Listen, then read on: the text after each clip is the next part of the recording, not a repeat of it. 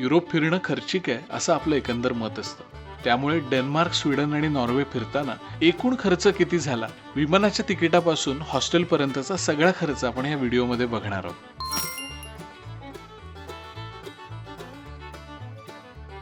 तर ह्या 35 दिवसांच्या संपूर्ण ट्रिपचा माझा खर्च आला 2,50,000 रुपये. यावेळेस मी एक्सेल फाईलमध्ये सगळा खर्च लिहिला होता, त्यामुळे प्रत्येक गोष्टीसाठी किती खर्च झाला याची एक्झॅक्ट माहिती मिळू शकली.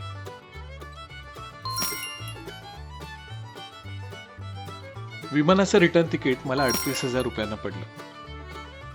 डेन्मार्कची राजधानी कोपनहेगनवरून जाण्या येण्याच्या फ्लाईट्स होत्या, त्यामुळे शेंजन व्हिसा काढताना डेन्मार्क देशातून काढला. व्हिसा इन्शुरन्सचा खर्च 9,600 रुपयाला. उत्तर युरोप महाग असल्यामुळे मी माझी जड बॅग घेऊन बऱ्याच ठिकाणी चालत फिरलो. बसच्या 10-15 मिनिटाच्या प्रवासासाठी पण 300 ते 500 रुपये मोजावे लागायचे. या ट्रिपवर बऱ्याच ठिकाणी ट्रेनने प्रवास केला, तेव्हा एक गंमत कळली. तिथे तिकीट जेवढं उशिरा काढू तेवढं महाग पडतं. माझी ट्रिप अनप्लॅन्ड असल्यामुळे मी कधी कुठे असेन हे मलाच माहिती नसायचं, त्यामुळे मला खूप महाग तिकीटं काढावी लागली. कोपनहेगनवरून सायमनकडे जाताना ट्रेन तिकीट 3700ला पडलं आणि कलमारहून स्टॉकहोमला जाताना डायरेक्ट जाऊन तिकीट काढलं, त्यामुळे मला 5,000 मोजावे लागले. ट्रॉन्डेम ते बोडो स्लीपर ट्रेनचं तिकीट 10,000ला होतं. तेच जर आधी काढलं असतं तर बरेच कमी पैसे लागले असते. शेवटी मी 6,000चं बसून जाण्याचं तिकीट काढलं. ट्रेनच्या तिकिटांवर एवढा पैसा खर्च होत होता की मी शेवटी बोडो टू ऑस्लो विमानाचं तिकीट काढलं 10,000ला. ते मला ट्रेनपेक्षा स्वस्त वाटलं. स्टॉकहोममध्ये शहर फिरण्यासाठी फॅन्सी अशी ओपन डेक बस घेतली, ज्याच्याबरोबर बोटीचा पास सुद्धा घेतला. हा पास 24 तासांसाठी व्हॅलिड होता. याचं एकूण तिकीट पडलं 3,500. 24 तास संपल्यावर असं वाटलं की म्युझियम्स बघण्यात जास्त वेळ जातो आणि बस आणि बोटीने तेवढं फिरणं होत नाही. तिथे जवळपास सगळीकडे सायकल्स भाड्याने मिळतात. दिवसभराचं रेंट साधारण 1,000 रुपये. सायकल घ्यायची आणि दिवसभर शहर पिंजून काढायचं.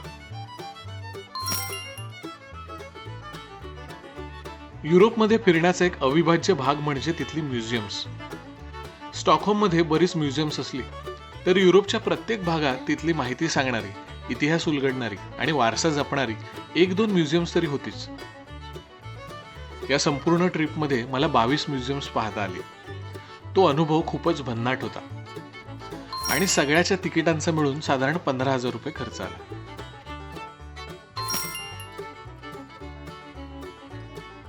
महिनाभराच्या ट्रिपमध्ये मी बऱ्याचदा हॉस्टेल्समध्ये राहिलो. हॉस्टेलचा दिवसाचा खर्च साधारण 2-2,500 असायचा. ऑरेमध्ये एक छानशी अपार्टमेंट होती. तिथे 3 दिवसांवर 4थ्या दिवसाचा स्टे फ्री मिळाला. 4 दिवसांचे मला एकूण 10,600 भरावे लागले. नॉर्वे खूप महाग होतं. तिथे हॉस्टेलसाठी पण 5,000 भरावे लागत होते. मग मी नॉर्वेतला मुक्काम आवरता घेतला आणि पुन्हा स्वीडनमध्ये आलो. मॉलेमध्ये एक छोटासा बंगलो घेतला होता. 3 दिवसांच्या मुक्कामासाठी मला 11,000 खर्च आला. जागा बदलताना ट्रेन प्रवासात 2 रात्री घालवल्या. या सगळ्यातून वेगळा आणि भन्नाट स्टे 2 ठिकाणी झाला.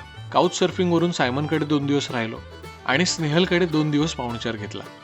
स्वीडनमध्ये असताना मला एक भन्नाट गोष्ट समजली. बऱ्याच ठिकाणी गव्हर्नमेंटने कॅम्पिंग करण्यासाठी साईट्स डेव्हलप केल्यात, जिथे आपण फ्रीमध्ये आपला तंबू टाकून राहू शकतो.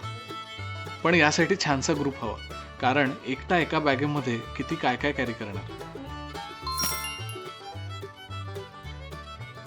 अगदी पहिल्याच दिवशी एअरपोर्टवर उतरल्यावर बर्गर किंगमध्ये जेवायला गेलो. तिथलं 1,000 रुपयांचं बिल बघून मला अंदाज आला की मी किती महागड्या देशात फिरायला आलोय. त्यानंतर मी काळजीपूर्वक एक डिश ट्राय करत होतो, पण एकंदर सगळंच महाग. शेवटी मी सुपरमार्केटमधून खरेदी करून हॉस्टेलच्या कॉमन किचनमध्ये जेवण बनवायला लागलो. आता प्रश्न होता, मला काय काय बनवता येतं. मी थोडंसं पाणी घातलं त्याच्यामध्ये. काय माहिती आहे, ते युट्यूबवरच्या बाईने पण पाणी घातलेलं. आणि युरोप फिरण्याबरोबरच माझे कुकिंग क्लासेसही सुरू झाले. पण इथे ग्रोसरी सुद्धा महाग मिळायच्या. महागाईचा कहर झाला तो नॉर्वेमध्ये. एका वेळेची खरेदी मला 1,000 रुपयांना पडायची. पण या गोष्टीचा मला काही ठिकाणी बराच फायदा झाला. एकाच वेळेस मी भरपूर बनवायचो आणि उरलेलं दुसऱ्या दिवशीसाठी फ्रीजमध्ये ठेवून द्यायचो. त्यामुळे ट्रेकिंग करताना जेव्हा आसपास काहीच दुकानं नसायची, तेव्हा माझ्याकडे जेवणाचा डबा असायचा. सायमनकडून काही गोष्टी बनवायला शिकलो, तर स्नेहलकडे आपलं घरगुती खाणं खायला मिळालं. एकदा जेवण बनवायचा एवढा कंटाळा आला होता की मी हॉटेलमध्ये जाऊन बर्गर, फ्राईज आणि मिल्कशेक घेतला, जो मला 2200 रुपयांना पडला. शहर फिरताना भली मोठी बॅग घेऊन फिरणं गैरसोयीचं, त्यामुळे एखाद्या रेल्वे स्टेशनवर लॉकरमध्ये बॅग ठेवून दिवसभर फिरायला बाहेर पडायचो. त्यासाठी साधारण 600 ते 800 रुपये मोजावे लागायचे. एवढा खर्च होतोच आहे हे बघून मी ठरवलं, छानसा हेअरकट करूया. तेवढाच एक अनुभव. हेअरकटची हौस मला पडली 1700 रुपयांना.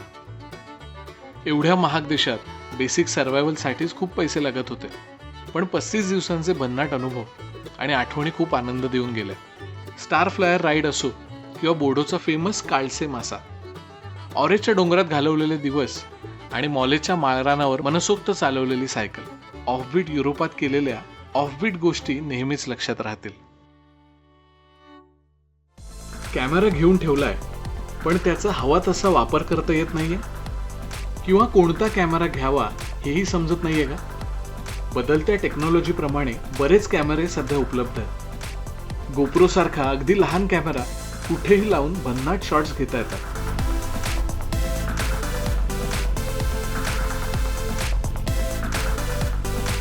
पाण्याखालचं शूटिंग, कॅमेरा सायकलला माउंट करून, सेल्फी स्टिकला अडकवून, किंवा एखादा स्लो मोशन शॉट, अशा अनेक गोष्टी आपण एक्सप्लोअर करू शकतो.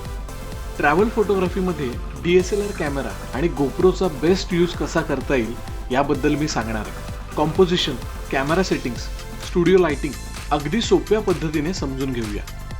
नमस्कार, मी स्वप्नील पवार. गेली 12 वर्ष फोटोग्राफी शिकवतोय आणि आता माझे सगळे कोर्स मराठीतून डिजिटल स्वरूपात ऑनलाईन सुरू करतोय. नक्की सहभागी व्हा.